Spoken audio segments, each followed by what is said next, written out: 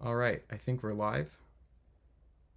Uh, hey everyone, I'm David Room, and I'm joined here by Katie Room. She's going to be hanging out for a while. Hello.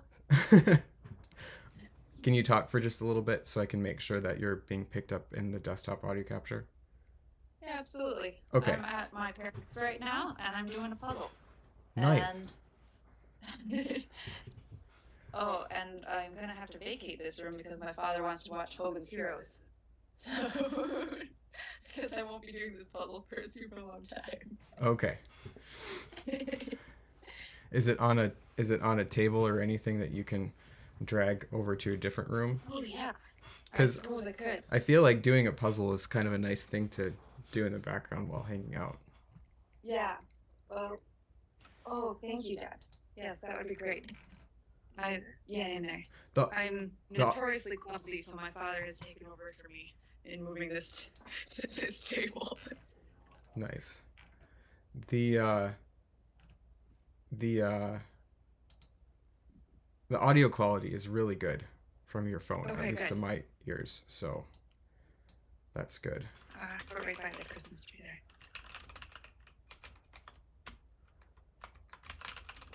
I'm gonna just That chair's not empty as I anticipated. I'm just gonna make a quick tweet about this That's and perfect. Thanks, Dad. and uh and then we can get started now that we're live.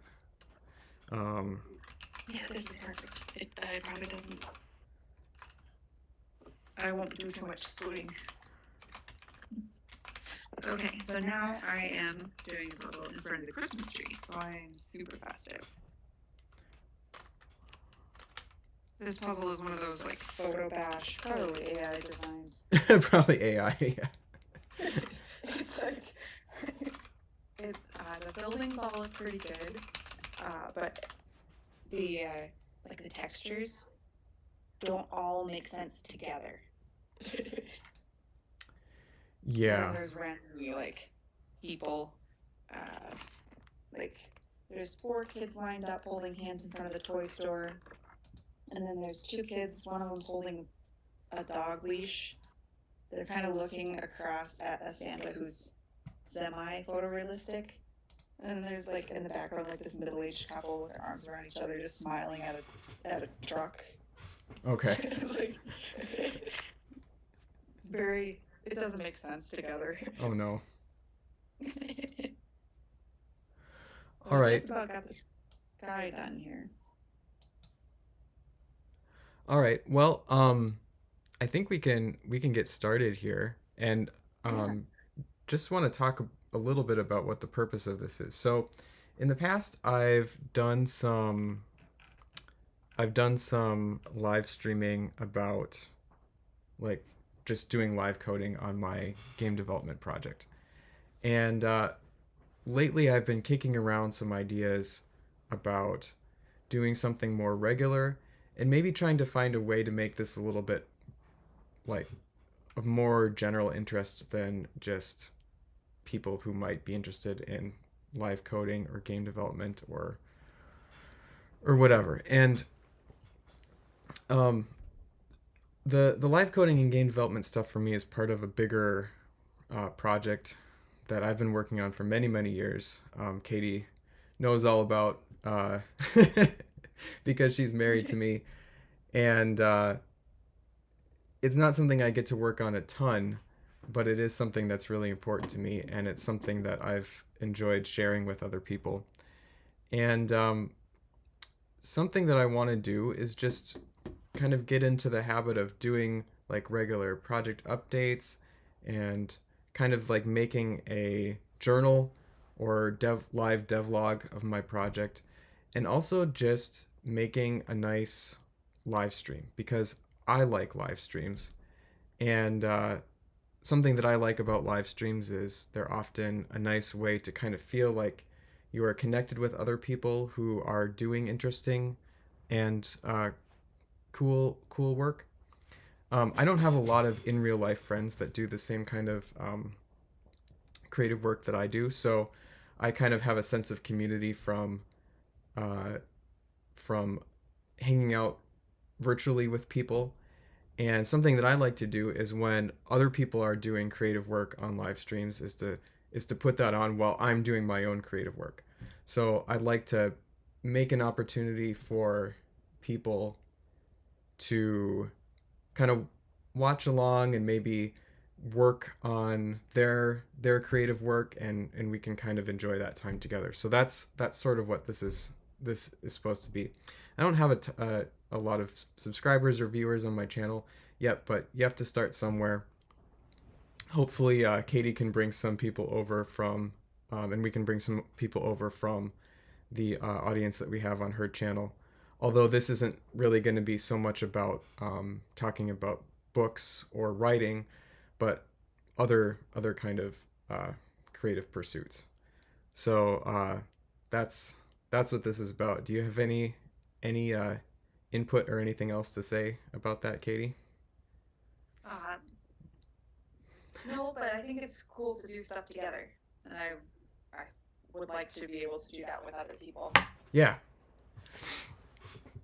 So anyway, what I've been kind of thinking about is getting into something where we do a regular show, and whether that's like once a week or once every couple weeks or once a month, but do kind of a regular show, and have some different segments, where one segment might be talking about project updates and what I've been working on in the past week, so I have something to kind of think about and work towards, so I have something to show.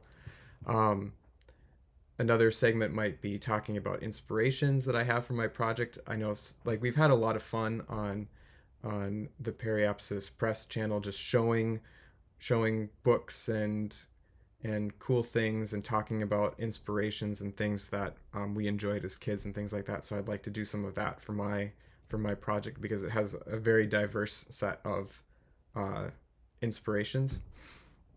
And then another thing that I'd like to do is like do some actual work on the project sometimes. So I think again, like, live coding isn't necessarily always going to be the the biggest, like, widest appeal kind of thing to do, but I think it is. I think it's cool to share the process of doing creative work and just hang out. So that's something that I'd like to do too.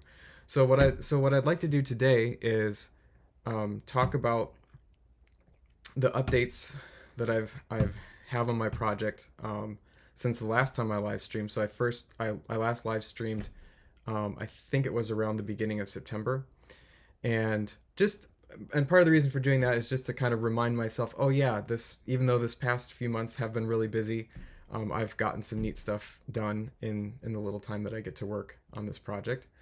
And then the other thing I'd like to do is I'd like to talk, kind of kill two birds with one stone, and talk about some inspiration and do a little work. So I've always wanted to talk about TIE Fighter, and specifically talk about the the um, the actual, like, big box copy of TIE Fighter and some of the cool stuff that's in the box. And there is something in here, specifically, which is the manual, which is in the form of a novella, and this is really cool. I talk about this all the time. I'd like to show it on camera. I have a second camera here set up so we can take a close look at it. I don't know if I've ever really showed this too much to Katie, so I thought it'd be kind of fun to have her to look at it and talk about it. And then the work that I want to do is to take some notes about what is in that novella. So there's a story part to it, there's a sort of game manual part, and then there's a tech readout part. And I really adore tech readouts, and I've built some stuff for my project that is kind of working towards automated tech readouts for the different ships and stuff that I have. And something that I'd like to do now that I have a lot more content from my game, and I'm actually starting to think about not just building the engine, but the game itself. Um, I want to think about, like, how many different kinds of ships should I have in the game, and, like, you know, what what how many of each different type should I have, and things like that. And I wanted to see for TIE Fighter, I just wanted to get some estimates of those numbers by looking at the tech readout portion of the manual. So that's kind of the plan for this evening. Does that sound like a good plan to you, Katie? Yeah, I'm pulling up my computer here so I can watch while I'm talking with you Okay, on my phone. cool. And just um, make sure to Yeah. mute the YouTube video. Yep, I will. I don't know if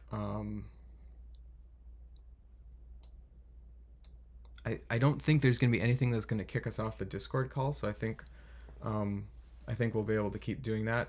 And I did test out setting up the webcam to point down at the desk surface, so I think that should work to share. Okay. But yeah, but I think I'll start just with a little project update, and I have some kind of fun stuff to show for that.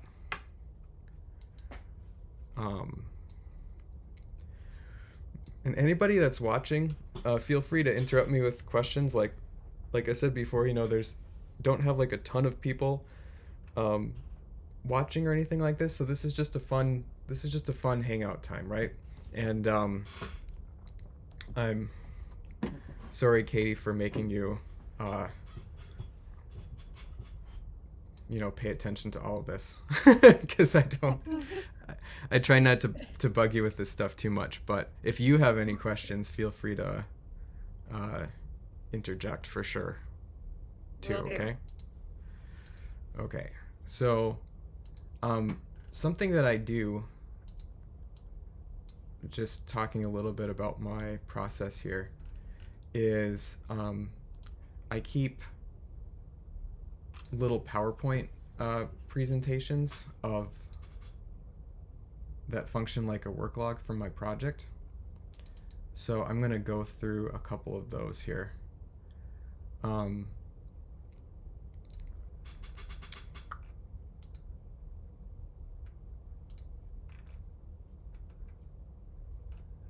To remind me what I was working on. So this is the one for September. Whoops. Jeez, what's going on here? Okay. This is the one for September. At the beginning of September, I started Space September as one always does. Made one ship, and then that was all the farther that went. But I did some neat work with vertex colors for planets to get kind of a cool retro, low poly but textured effect for planets. Started building some new modeling functionality. Actually, I've kind of forgot about this. I did a piece for day 4 of Space September, which is this piece I called for the Discovery theme. And this is some ships kind of going into this lower realm kind of wormhole type structure. I believe I live streamed some of this work where I was building this comm array for the space station. Actually, might have been the low poly version of the comm array and integrating it. I always thought that was really cool. What you thought?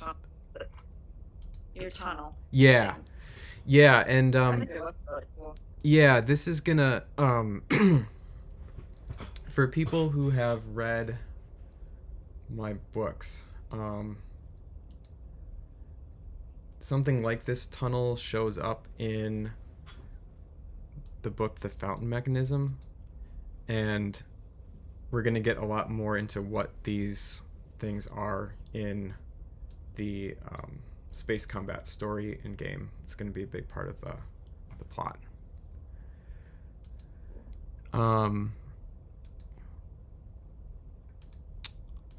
Yeah, and then something that I've started doing. So a lot of these ship designs that I have are actually a couple years old at this point, since I started this project in 2021. And when I started the project, I wasn't thinking as much as I am now about the spaceship designs being realistic. So, something that I I always have tried to do is with my project is kind of striking a balance between being realistic and then just being interesting. And my operating point on that scale is like probably more more realistic in many ways than Star Trek or Star Wars when it comes to technology. But also some of my some of the technology in my world is a lot more sort of magical than maybe something like Star Trek. So so yeah, I wasn't initially thinking a lot about how some of my designs might actually function, and the this frigate design I wanted to revise, and you'll see here in uh, some of the other updates that I've started to revise some of these different designs. The original, I'll show you what the original version kind of looked like, and it's kind of cool to go back through this now that some of this is in here. So like here's one of my earlier renders of this design, and it has these sort of three radiators on each drive. So I have radiators, like that's kind of a somewhat realistic thing. The way they work is sort of magical. Um, and like the spacing of these radiators might make sense if there was just one drive, but the problem is that these opposing radiators would just be radiating heat right into each other, um, and into whatever was in between here. So that doesn't make much sense. So I switched to this kind of X looking design, which is actually quite a bit more menacing.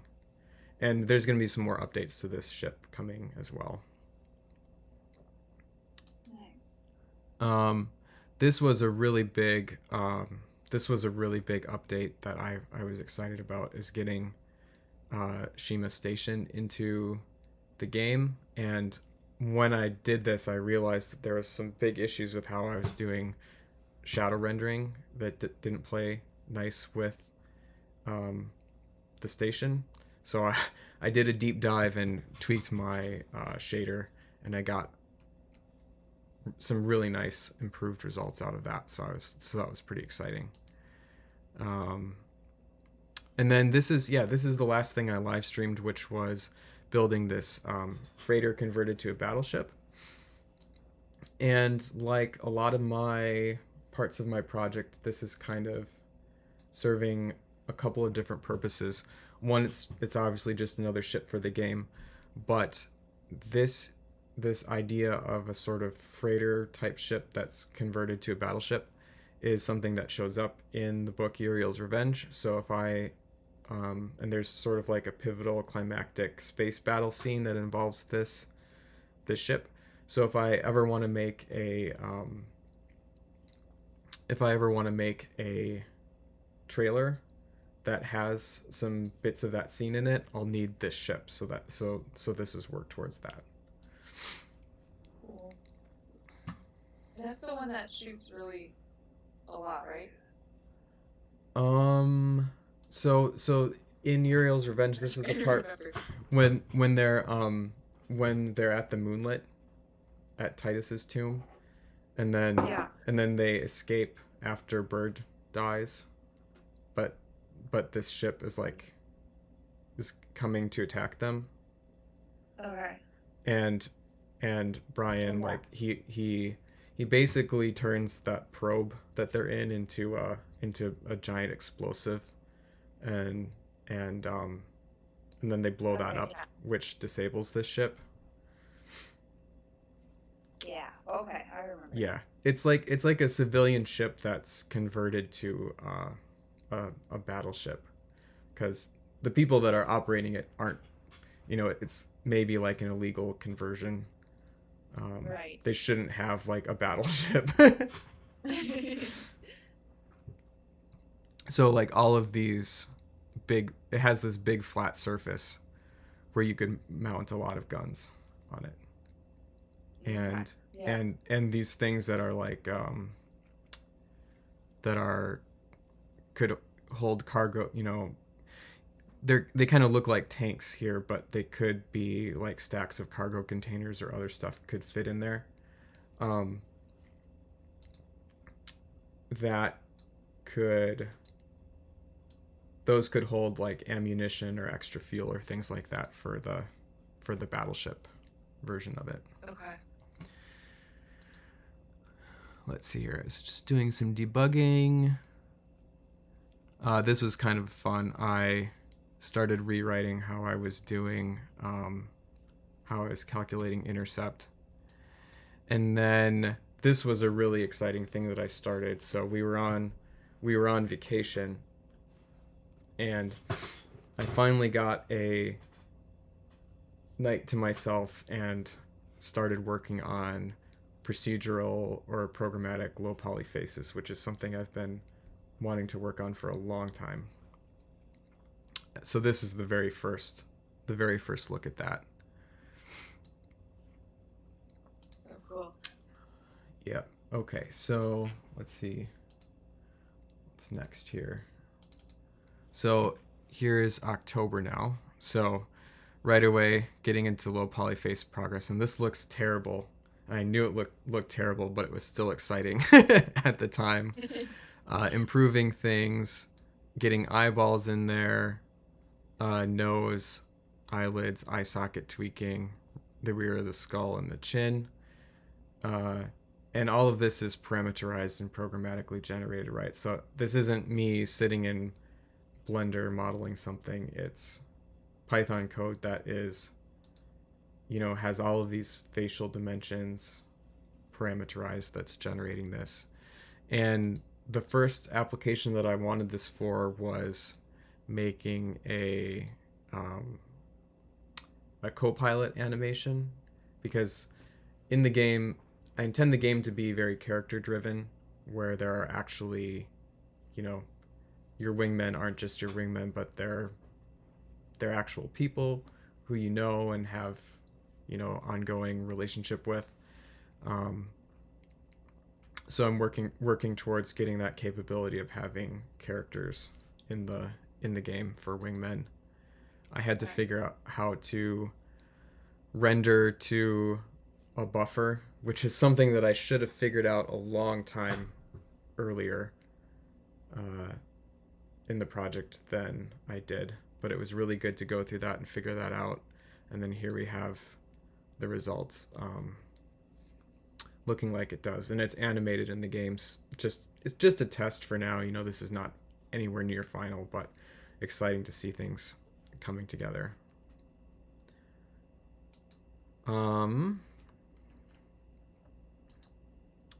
Yeah, okay. So then the next thing that I started doing is for different parts of the game, the sort of menu screen of a lot of space combat games is like different locations in some kind of ship that you're operating out of. So I'm following in that tradition, and the story of the game is that it kind of involves this this angel, kind of angel called an Ophanim. I'll just bring up the Wikipedia article about that. Ignore their pleas for money, which is kind of a popular thing now.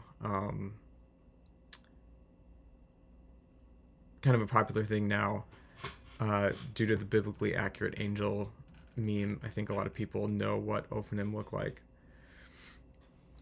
But the story involves this Ophanim who's on a quest, and it involves space combat. So he's recruiting different people to help him, and so I have different parts of the carrier that is kind of the base of operations for the game, And one of those new locations is going to be the cargo hold where this Ophin lives, and you'll talk to him at different points in the game, and he's going to have this kind of like magic research area set up, which you'll see I started sketching out but haven't really finished. Um, and this is all programmatic modeling work. I think I was kind of debating trying to live stream some of this, but I didn't. Modeling different bits and pieces, like candles and bookshelves, things like that for his magical library. I don't know if I've shown you any of this, Katie, but it's kind of fun. These This shelf I took some pictures for reference from the shelves that were inside that ship museum that we went to on vacation.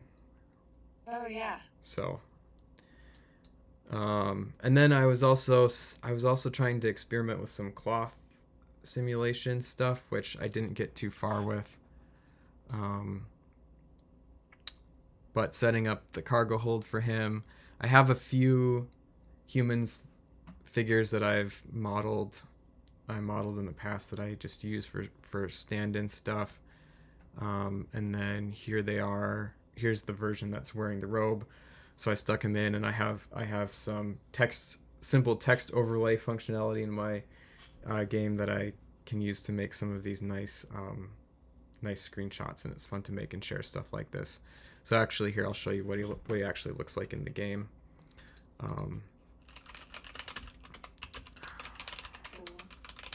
Let's see. I might have to. Yeah, I've got to change my starting area here.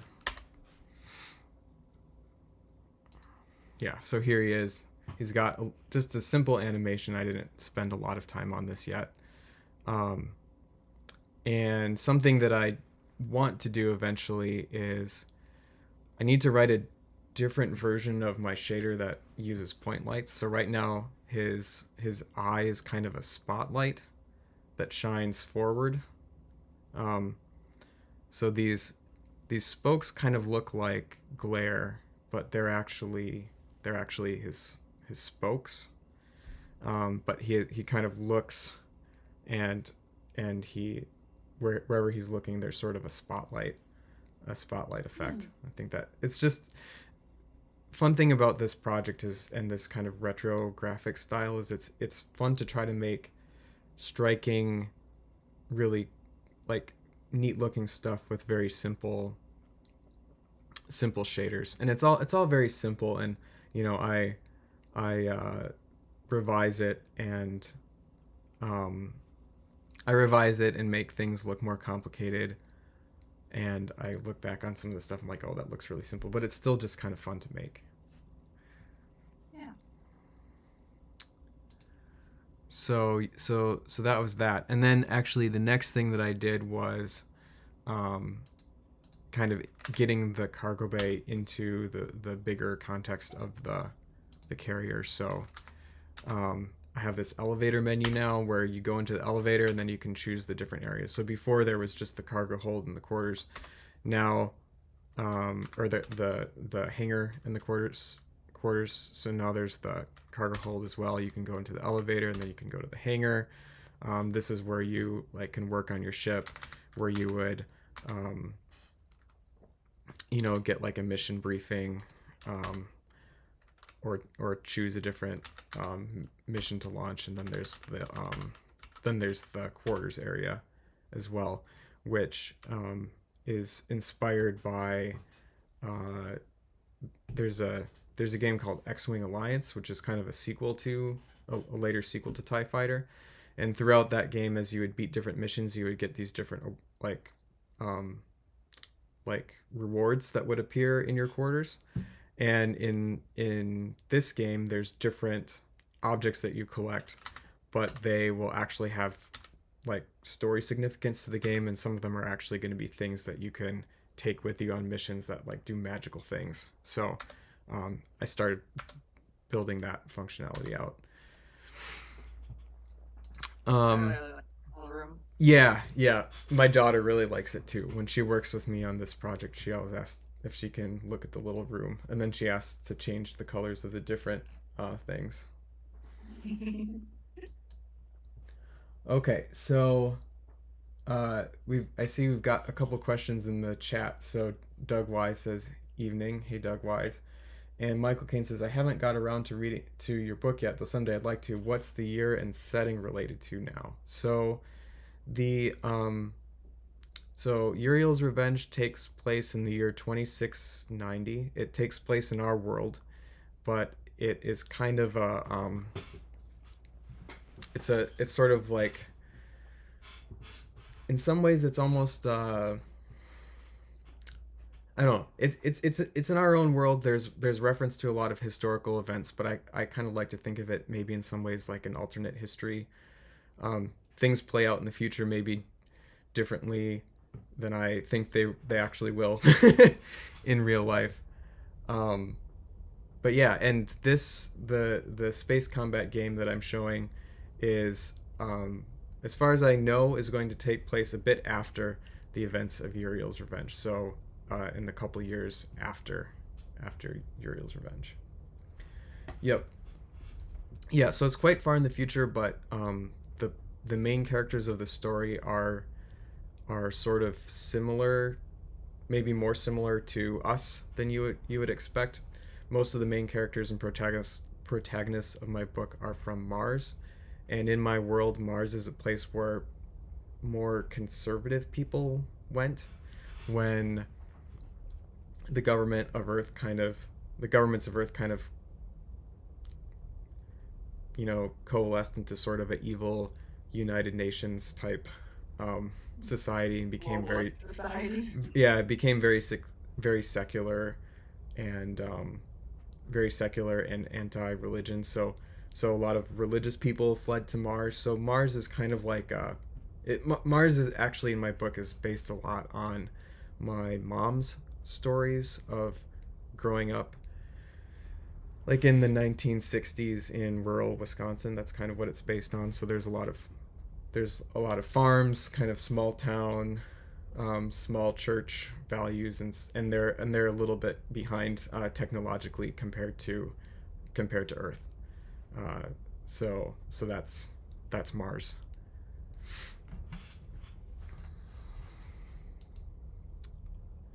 I like that. It feels grounded in like a specific setting. I feel like as a result of Yeah, you having a specific like idea in mind for it. yeah, yeah. Michael Caine says I remember Asimov's story where Mars becomes a very blue collar working class, and I think if my understanding is right, I want to say Mars is somewhat like that in The Expanse as well. But I think Mars is more of a big military power in The Expanse, and it's definitely not a big military power um, in my books. It's kind of it's not necessarily isolationist, but it's kind of a smaller government. There are like three or four like big governments in the solar system in my books, and in my books, humanity is pretty much contained within the solar system. They haven't really like gone farther for various reasons. Um, but yeah, it's really only the UDSC, which is like the big evil Earth government, and Mars are kind of like where the main characters are all from. And in the space combat game and story, um, the main character is actually a guy who I believe he would fall under.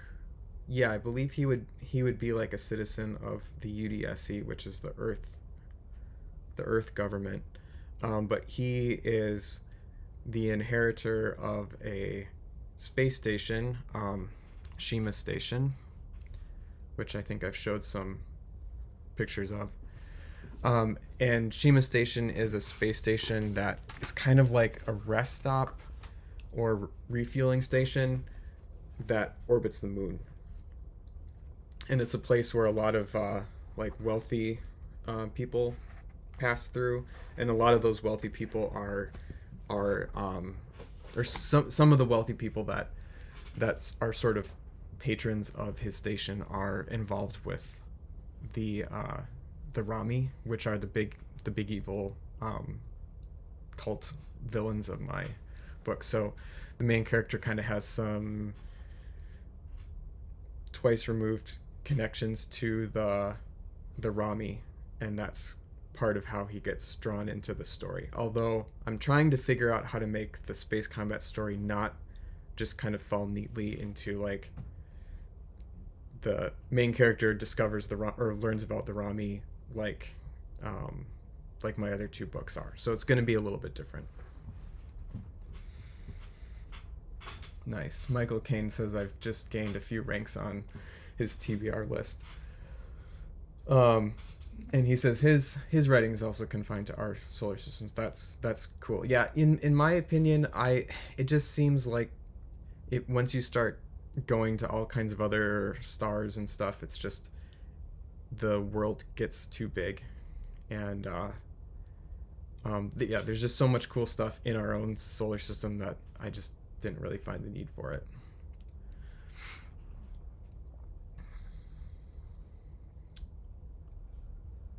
Okay, so um, yeah, a couple other things that I worked on in October. I made a nice mode in the gameplay for easier cutscenes. So you can kind of like when you start a scenario, you can like plop the camera a certain place and then let something happen. And this also made it easier to record videos for social media. So as I go, I like to try to build functionality um, that lets me capture videos and stuff that I can share. I think, let's see here. Yeah, this is end of October, so I think this is the video version of this. So this is just like plopping the camera, and then you can have it follow a certain ship, and um, can make nice beginning of mission cutscenes or middle of mission cutscene type things with this functionality. So that was kind of exciting to develop. And then part of I would have shared a video of this right when I built it, but I discovered that the way I was allowing these turrets to aim, the beams were passing through other guns, so I changed their orientation so that they're staggered, so they can't do that. So that was this was like a fun little like 15-minute project to do that. It's fun to have little things like that you can do. Okay, and then the last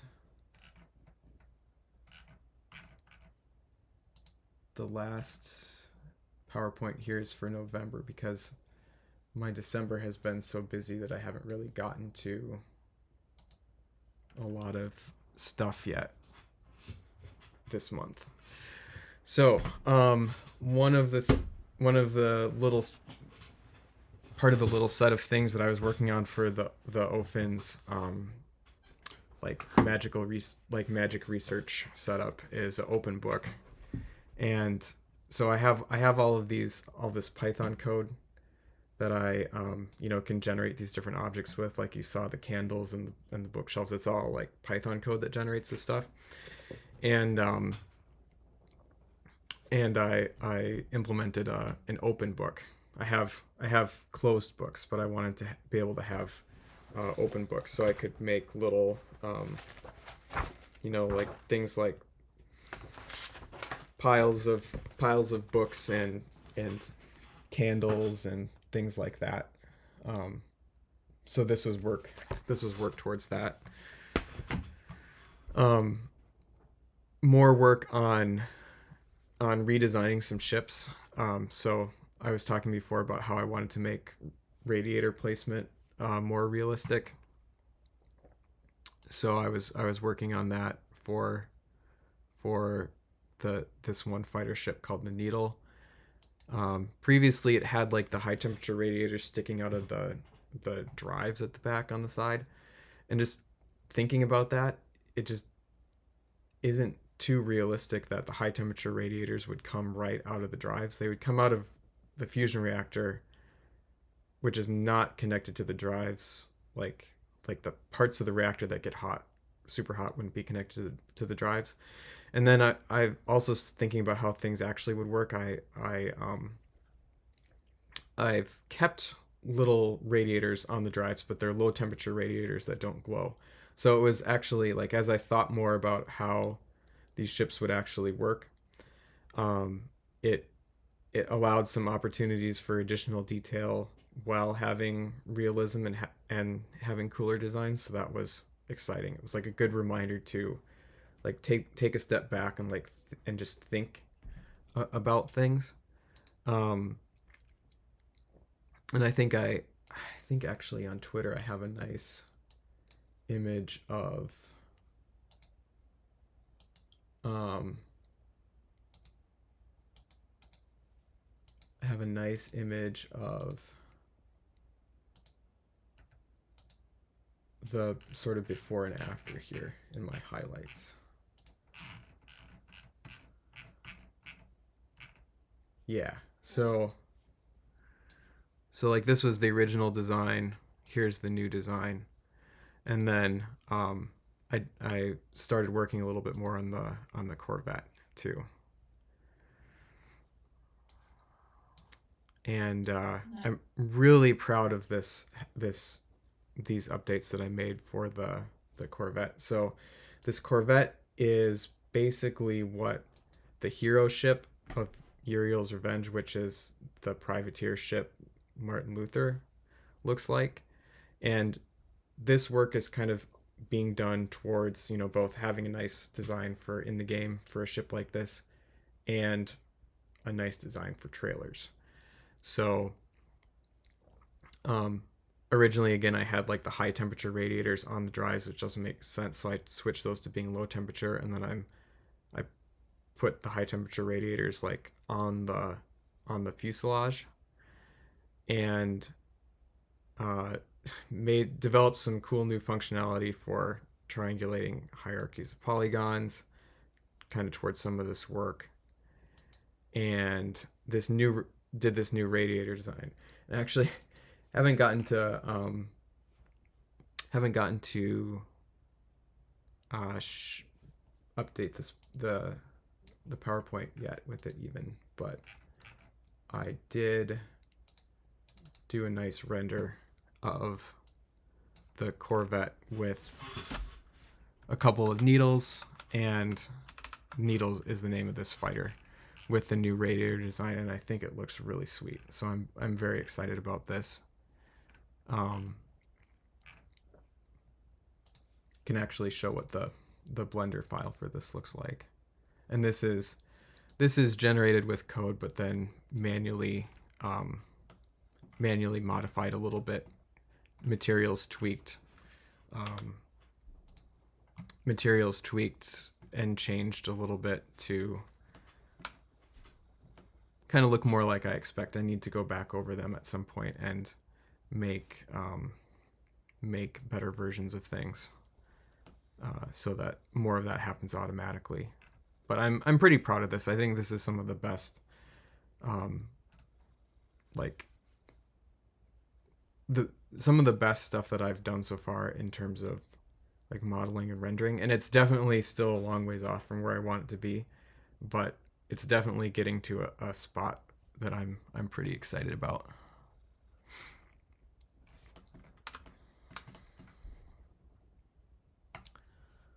Nice.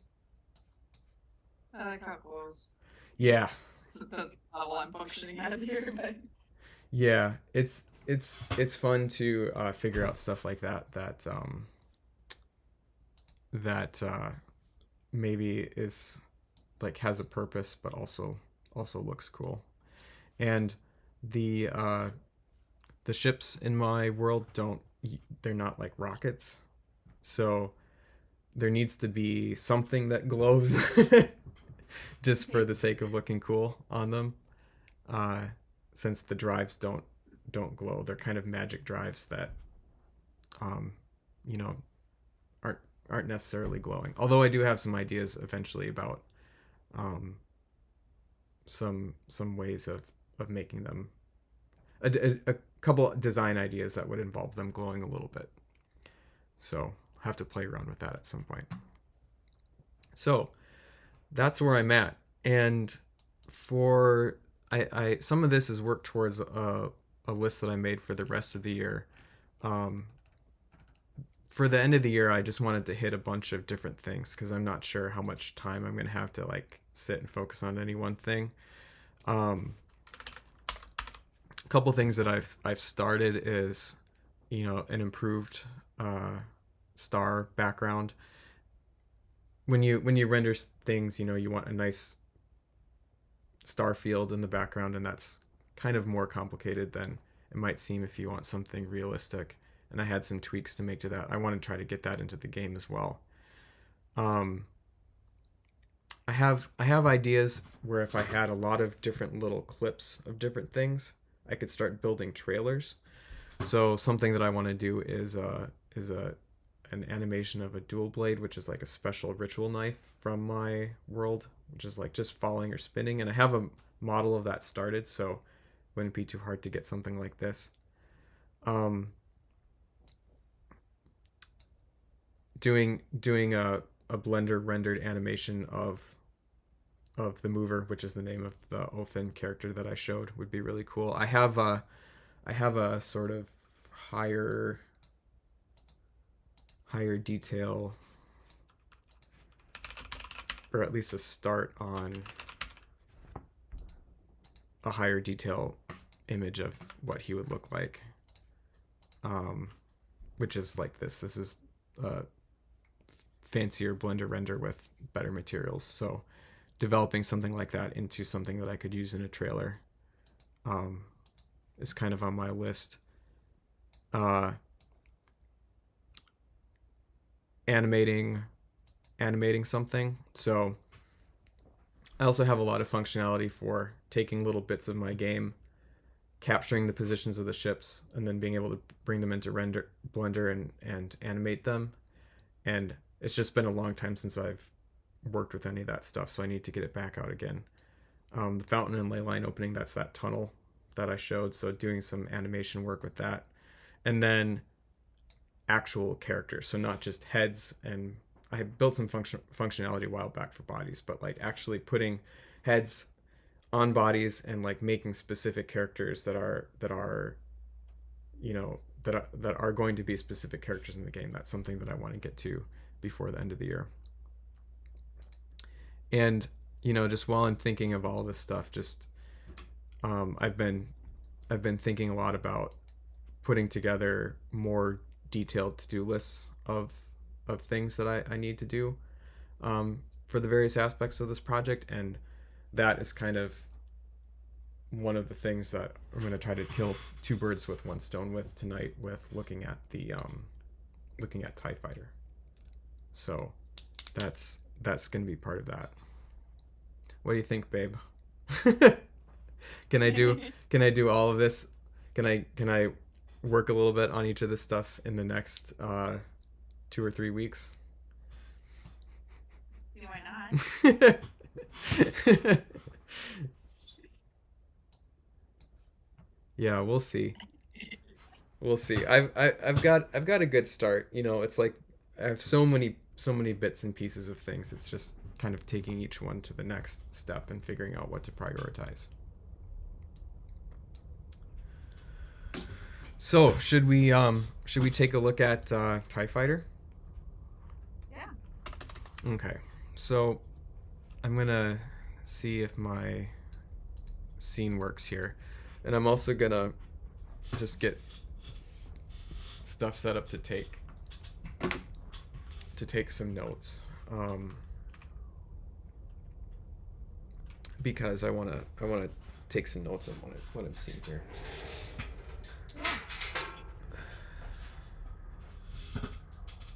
Let's see here.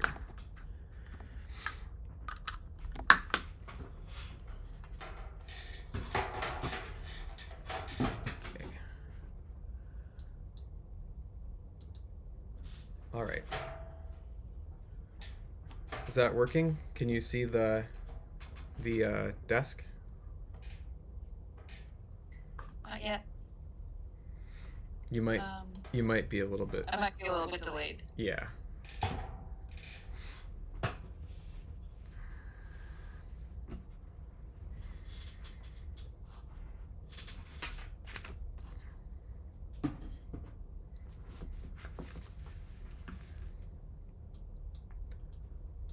Yeah, okay. I think it's working. Okay. So I've been wanting to talk about TIE Fighter for quite a while, and just kind of talk about some of the different ways that it's an inspiration for me and my project. So, of course, Star Wars, right?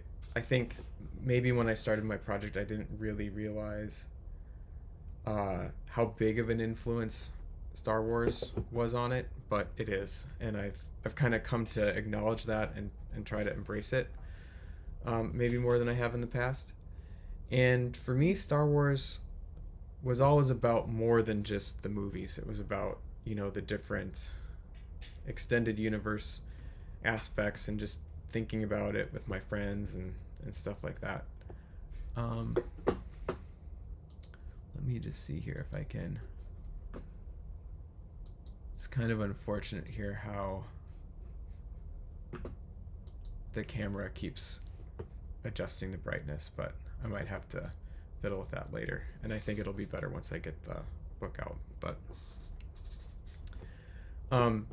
yeah, so Michael Caine says that this is the one game in the series he never got to play, despite it being considered the best. Yeah, I played this game, and I played a fair bit of X-Wing Alliance as well. I've tried to go back and play the original X-Wing, but unfortunately there's some really big quality of life stuff that TIE Fighter adds that the original X-Wing doesn't have.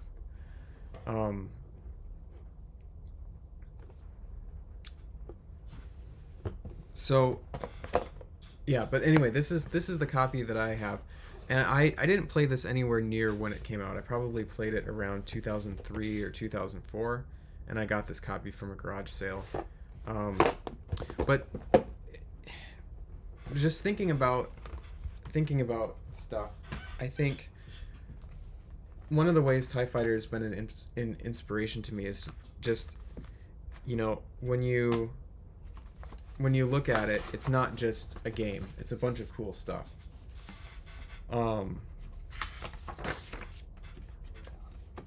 Blind Alien Production says he didn't have a PC growing up, so he never played these titles. It was Rogue Squadron on the N64 for me. So Rogue Squadron is another game that was a bit of an inspiration. I actually never had that as a kid, but I had friends who had N64s, and I was always super jealous of Rogue Squadron.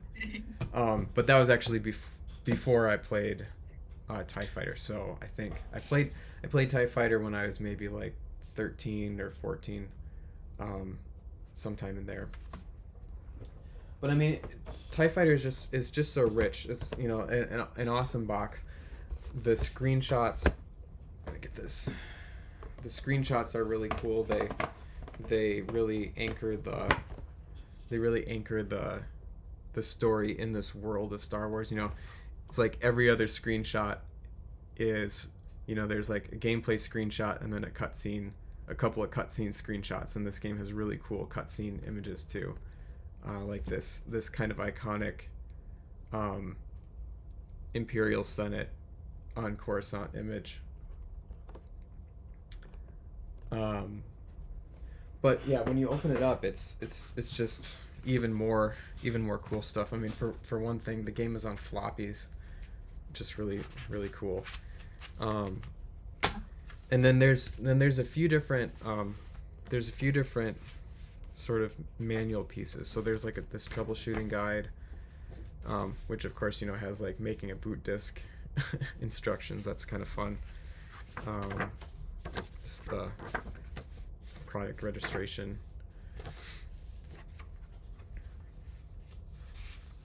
Michael Kane says he played the fire out of X-Wing Alliance, wrote some missions for it too in the editor. Yeah, my friend was really big into X-Wing Alliance, and I think X-Wing Alliance was the first of these games that I played because he had a copy of it and he loaned it to me. But it did not run well on the computer that we had at the time at all. Oh, bummer. Our computer was like just barely good enough for it. Um, TIE Fighter ran a lot better. And I kind of think TIE Fighter is the better game myself. Um, so this is also one of the things about simulations, right?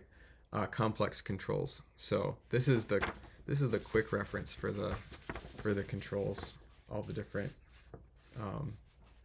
keyboard shortcuts for different things. And this game, I believe, is not really playable without a joystick. You need a joystick to fly your TIE Fighter. Doug Wise says, thinking for the first time how TIE Fighter itself is a pretty iconic, distinctive spacecraft. Yeah, for sure. It's a very cool design. So TIE Fighter is kind of unique in that it has two different manuals. So the first manual is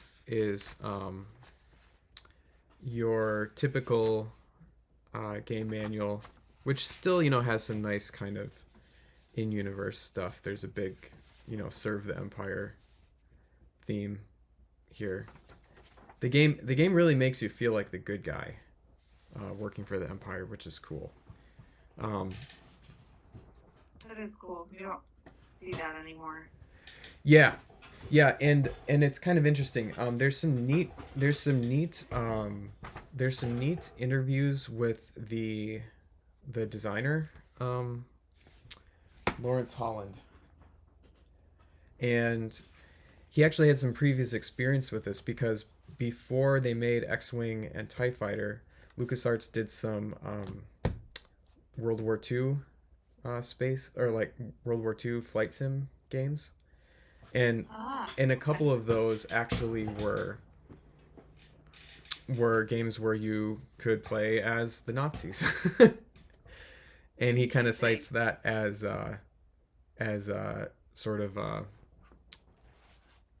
first try at making something like this where you're playing as the bad guys, right? But like just sort of being honest about it and still making a good game out of it. Yeah, so this is sort of the traditional manual. A lot of screenshots. You can see here what the sort of the menu system in TIE Fighter looks like, where you have these different rooms that you can go to, and you have the place where the briefings are. You have a simulator where you can fly test missions. You've got a tech room where you can view different spacecraft and their specs and stuff.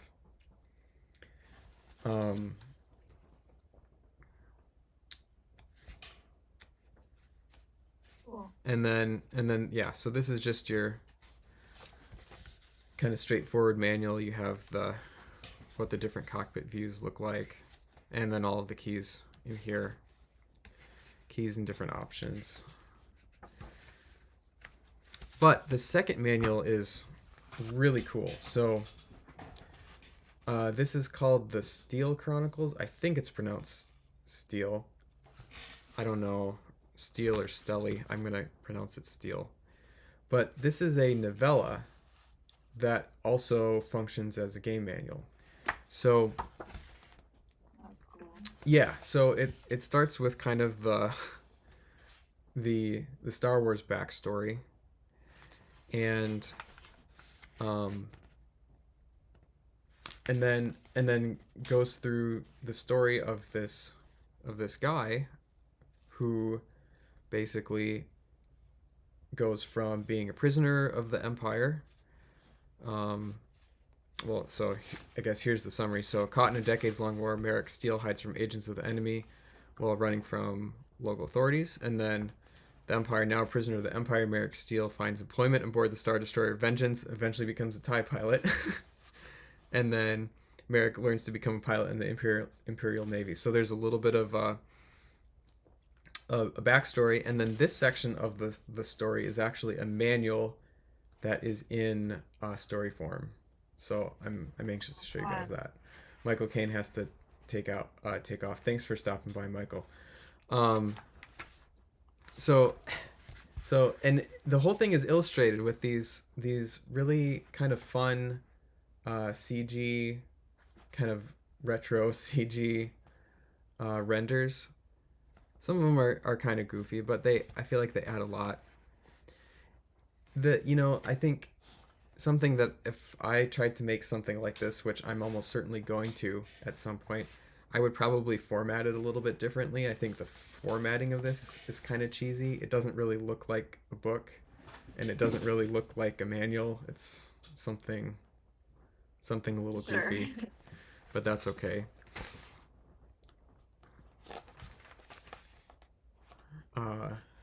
This just fun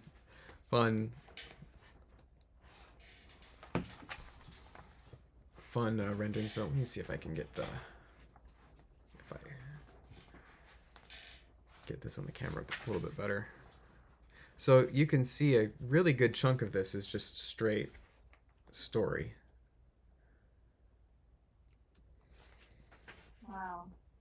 Yeah. Blind Alien Production says the good old days of Space Sims, manuals, insane control layout, mission-based gameplay. Yeah, this game, TIE Fighter really is one of the best. It's kind of interesting here. They're mixing some movie photos with these renders. Some of these kind of look like screenshots from the in-game cutscenes too. So some of these have this sort of pixel art look to them. So just a kind of a fun variety of different styles of images here. This 3D rendered stormtrooper is really goofy looking. And then this is kind of fun. So here's a prose story, a prose space combat story. So that's cool. I've gotta read more of this stuff to know how people write space combat as I'm getting into writing my space combat book. So here he is joining the Imperial Navy, and then basic training. So this now is actually game manual. So this is all getting into actual game mechanics here. And it's all mixed in with prose. It's really great. Pilot training, look at here. So here again we see some of the same stuff that's in the manual, but mixed with prose. More game screenshots. It's kind of funny when it gets into the part where he's like in the cockpit of his TIE fighter and the instructor's saying, you set the recharge rates with the F9 button. It's kind of funny to picture the TIE fighter pilot with a keyboard with the F9 button, but that kind of adds to the charm.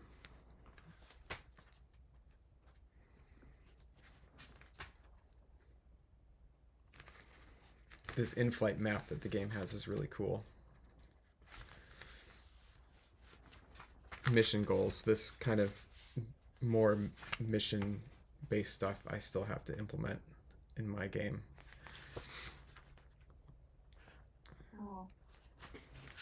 And energy management is a really big part of this game, and that energy management gameplay has made it into pretty much every Star Wars game since, and it's also in the X-Wing books.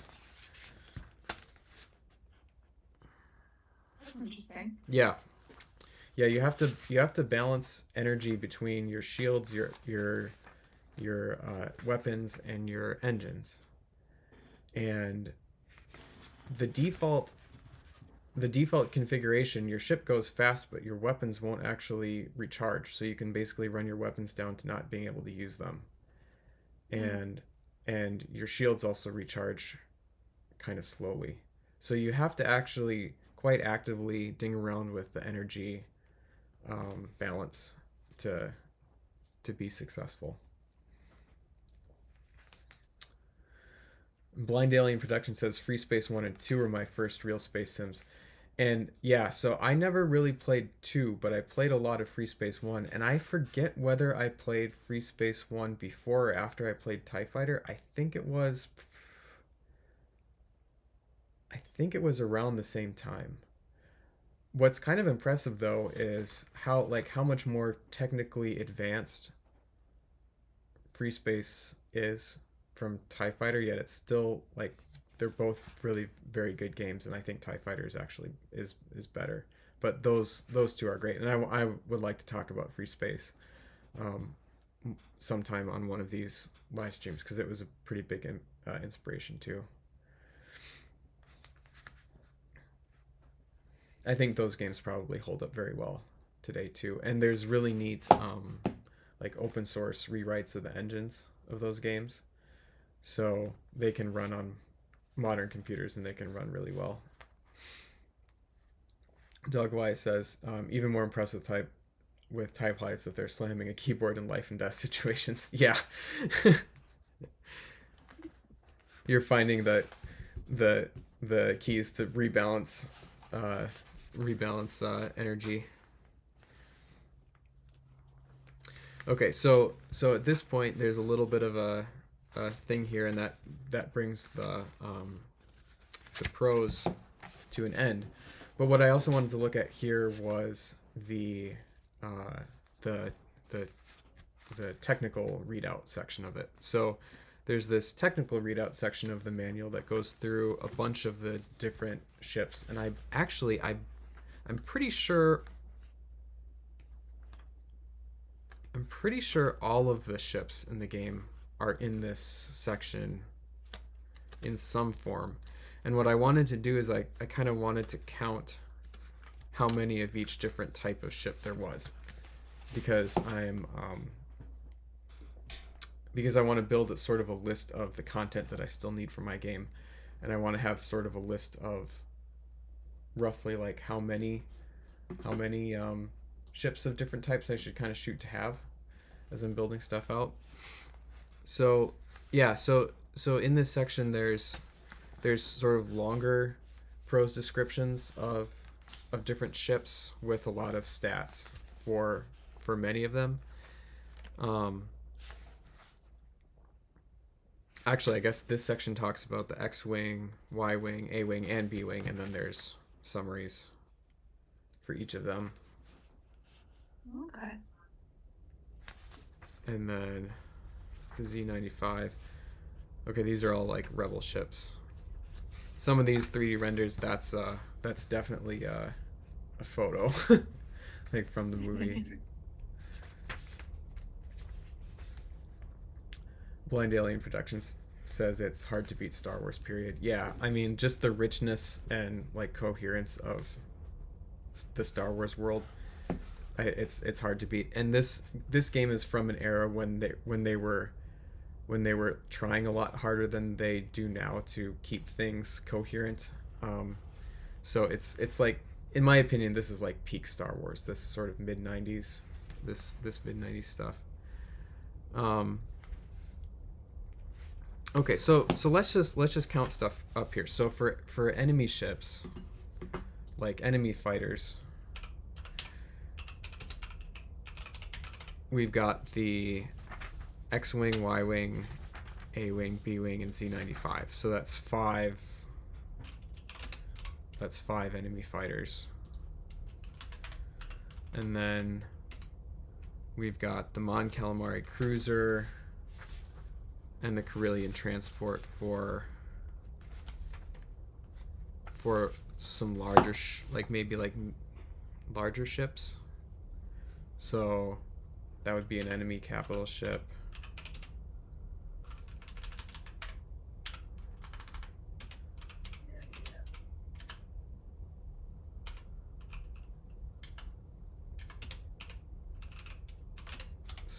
one. So I'm just gonna put this down tight quick. Capital ship, got one, and got enemy. I'll just call it like a medium ship. And I think there's going to be more of these. I'm not sure why this is organized exactly the way it is. I think maybe because some of the other ships aren't like necessarily rebel ships. These are the ones that are like purely, yeah, starfighters of the Alliance. And then for Imperial ships, we have, for TIE fighters, we've got 1, 2, 3, 4, 5. Yeah, so like 5.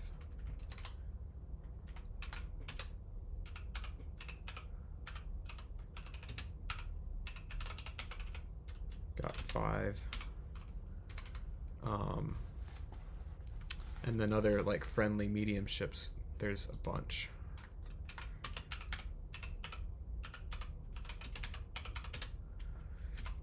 So we have the Tidarian shuttle, escort shuttle, stormtrooper transport, assault transport, escort carrier, patrol craft,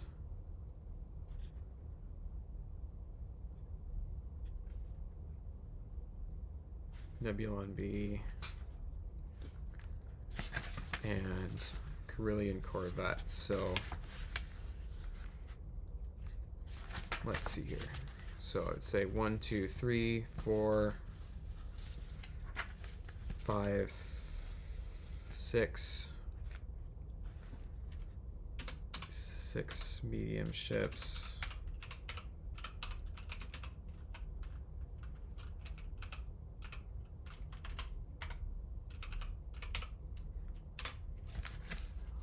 Actually, that escort carrier is pretty big, so we're gonna call that a large ship. 1,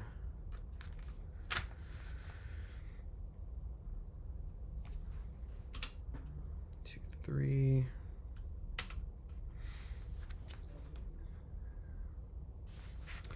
I forget whether the Corellian corvette ever shows up as an Imperial ship in TIE Fighter, but they mention it being,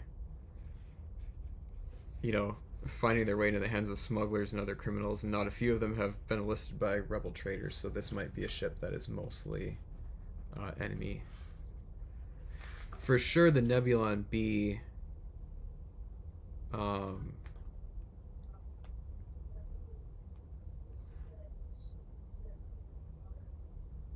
the Nebulon B is an Imperial ship in certain parts of the game. So maybe we just have one friendly large, actually 2, and just one, actually just 1, and then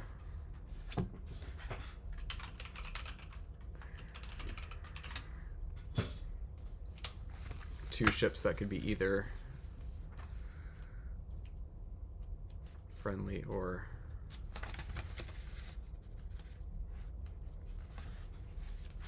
not.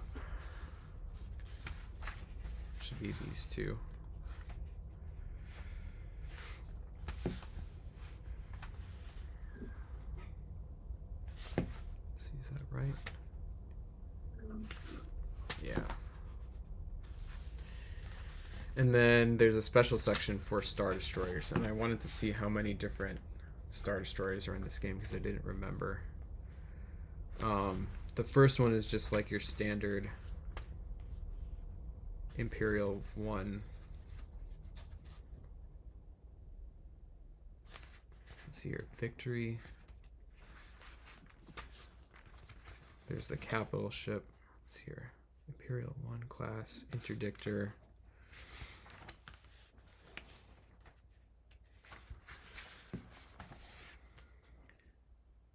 I think there's just 2 Star Destroyers.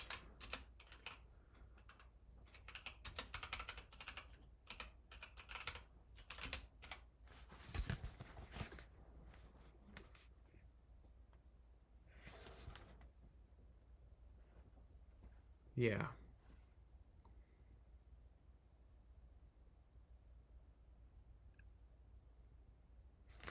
Yep.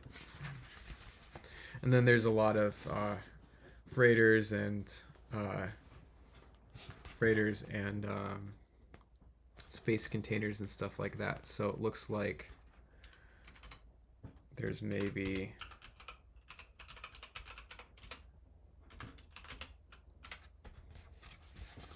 there's a bulk freighter, ferry, conveyor, and space tug. So there's like four, actually container transport. So there's like five freighters, and there's like four different kinds of cargo container, space containers. Ooh. So not a lot of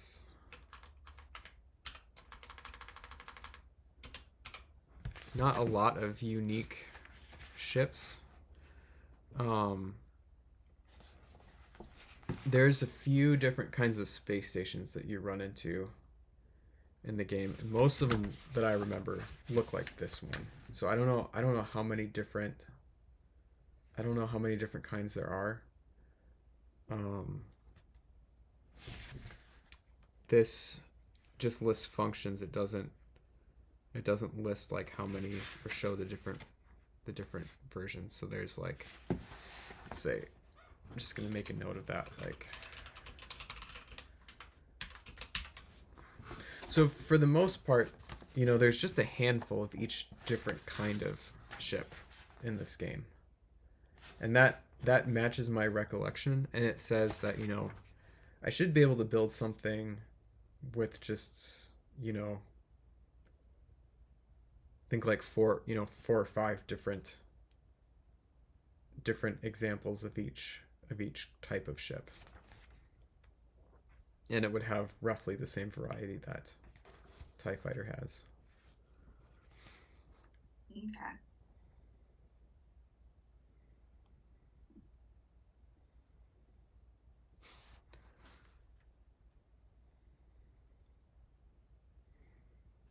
TIE Fighter actually does some really cool stuff with kind of these really basic looking textures on the larger ships, and I need to figure out how to do something like that.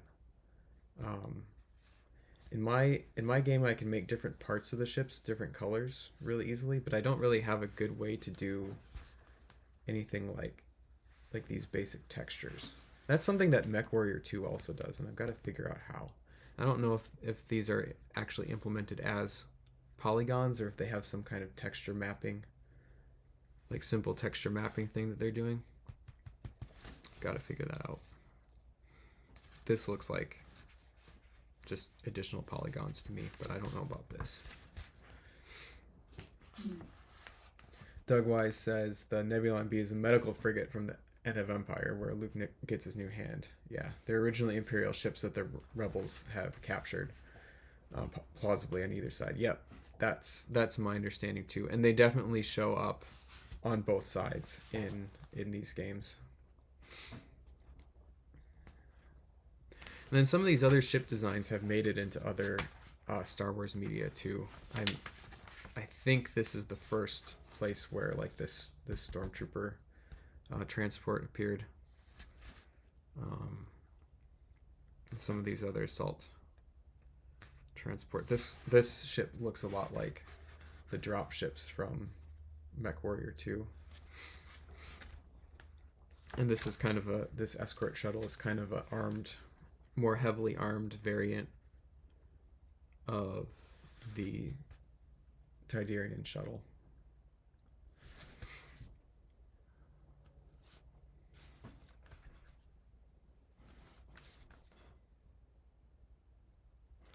So yeah, I just wanted to look through this, kind of share it with people, and also take a couple notes as far as how many of each different type of ship this game has, to kind of set a target for myself, because now that I've built a lot of a lot of different things, um, I've started building a lot of different things for my game. I want to start building an actual list of, okay, here's what I actually need, and kind of start crossing things off, start completing things, start crossing things off, and see how close I am to completion. And one of the things I would like to make, kind of to go along with the game, is a little guide like this. So just knowing that you can make a nice length of guide off of a small number of ships like this is encouraging too, because this is what, 1, 2, 3, 4, 5, 6, 7, 8.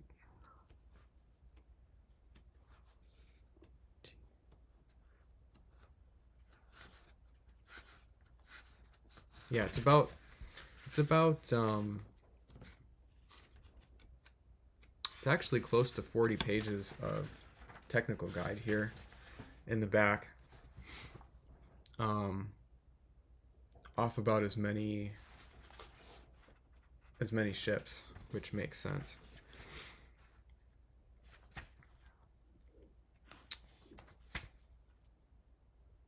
Wow. Yeah. That's, well, how many do you have right now? How many ships do I have? Yeah. Um, well, we can take a look and see. Let me actually just switch back to desktop share here and unplug this. I think I have about 10 or 12. Wow. Let's take a look. And these aren't all necessarily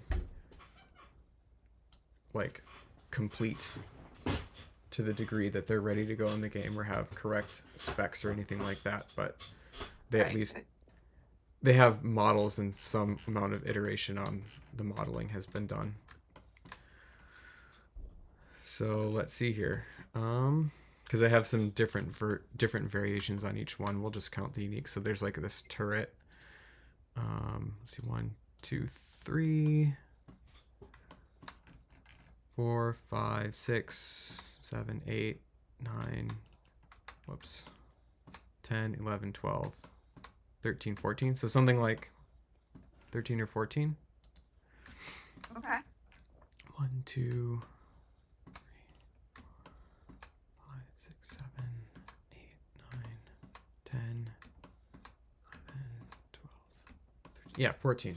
So nice. So I have a pretty good fraction. I at least have a couple of ships from each different style, and it would be pretty straightforward to make variations on a lot of these, right? You know, I have variations of ships that have different weapons and things like that, but you could also pretty easily make variations of ships that kind of have the same or similar design, but just like different proportions or different, you know, different versions. I have sketches of additional ships too that I could probably build out. And the cool thing is, so when I started building this workflow, you know, I have this workflow where I have these sort of, I start from these low poly ships, but I'm able to make high detail versions, right? So like here's that Corvette that I was showing the Blender file with the rendering of earlier, right? It's very low detail here, but I can kind of add a lot of detail to it. The adding a lot of detail, or adding and making it a high detail ship, takes a lot of time, like probably a lot more than I was anticipating. But making these lower detail ships is actually not super time consuming. So most of these I probably did the basic design of like in a couple hours in an evening, and then I iterated on a little bit. But these can be cranked out. The battleship, the tanker battleship conversion, I mostly did in that last live stream that I did. So, you know, I could kind of make a to-do list of the rest of the ships that I need, and kind of check them off the list in a bunch of live streams. Okay. That would be doable at this point for sure.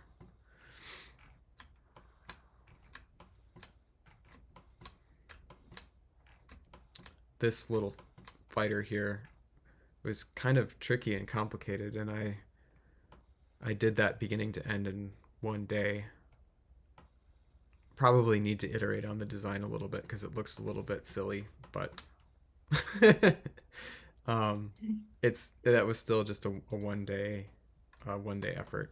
So, and some of these are really old. Like I don't know about this one anymore. This is one of the first ones that I did. I could probably toss that, but I also like having a variety of ship designs that look like they're made by different manufacturers over a long period of time, right? Yeah. They're not. They shouldn't all look like the same company made them. Um, like this is a Corvette that looks like the Martin Luther from Uriel's Revenge, and it's supposed to be older. So like this is a ship that is maybe 50 or 75 years old. Sure. At the time of the story. But this ship is like supposed to look newer and more high tech. So can Makes sense. have a nice variety.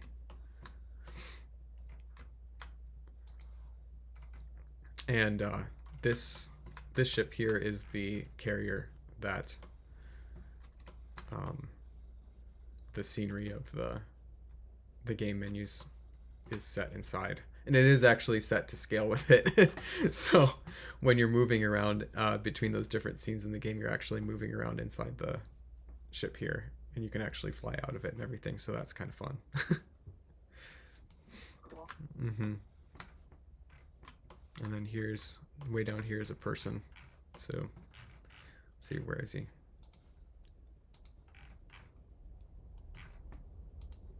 Yeah. So nice get a nice sense of scale there.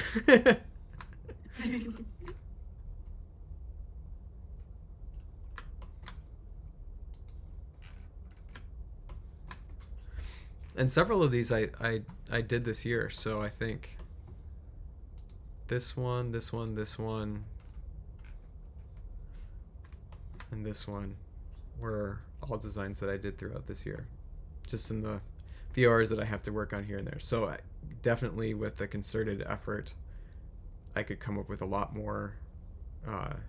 lot more designs. Really round this out. Yeah.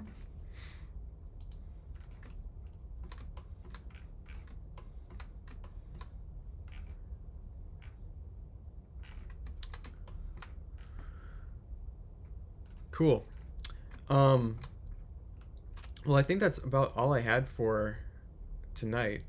Um, this is just kind of a test drive of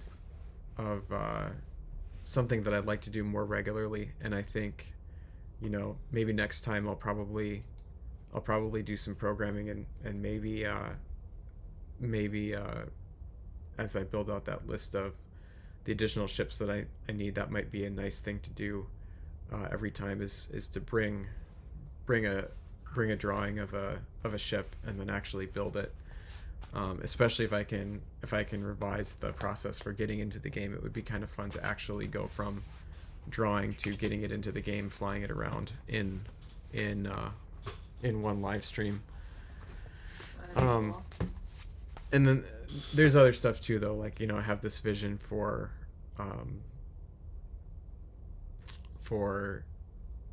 building trailers from different rendered scenes and things like that, and that's something that I could work on too.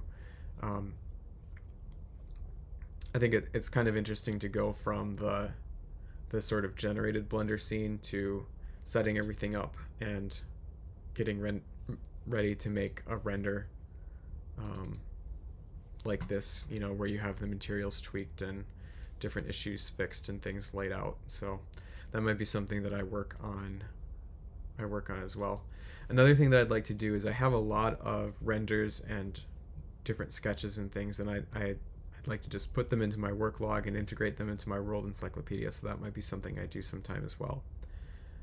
But yeah, this was a fun. This was kind of a fun stream, and thanks everybody who came and watched. It was fun to have people to talk to. Thanks, Katie, for hanging out with me as well. Oh, yeah, absolutely. Did you have anything else anything that you wanted to talk about before I don't think so. could probably we could probably promote our Christmas anthology, huh? Oh, yeah, I suppose. Yeah. So if Yeah, we have. go ahead, Go babe. ahead. You go ahead. uh, so we released earlier this week, I think it was. We released our Christmas anthology for this year, Perhaps Christmas 2. And if you guys are familiar, we did one last year Mhm. that was just still available. And that one had 5 stories. This one has 6. Really nice fantasy adventure, sort of Iron Age, emphasis on entertainment and fun, and less on like emotion and messaging, but still Christmas and sort of holding that genuine virtues and genuine treatment of virtues and faith that we see as a sort of rejection of postmodernism and stuff. Really, really nice work by the authors that we've reviewed them all before on Paris Press. Mhm. So sorry, it's late. I'm rambling.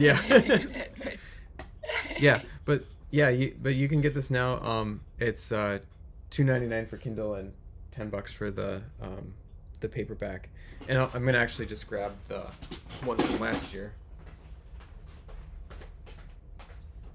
We put out one of these last year as well, and it's just a really nice little paperback. Nice nice fun little book, doable Christmas reading, nice short break away from the stress of everything without being a doorstopper to get through. Yeah, so we have our anthology from last year as well. And and also if you're interested in my books, you can check out Uriel's Revenge and The Fountain Mechanism if you're intrigued by any of the world building stuff I talked about.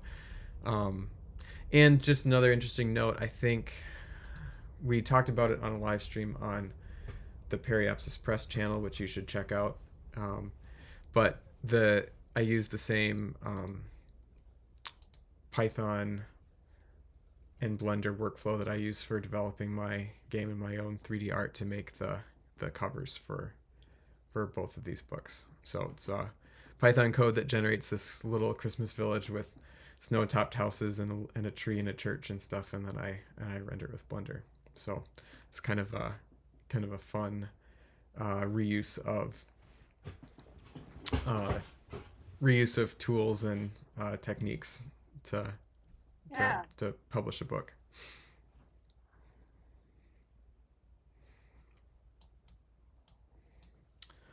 All right. Well, I think that's it.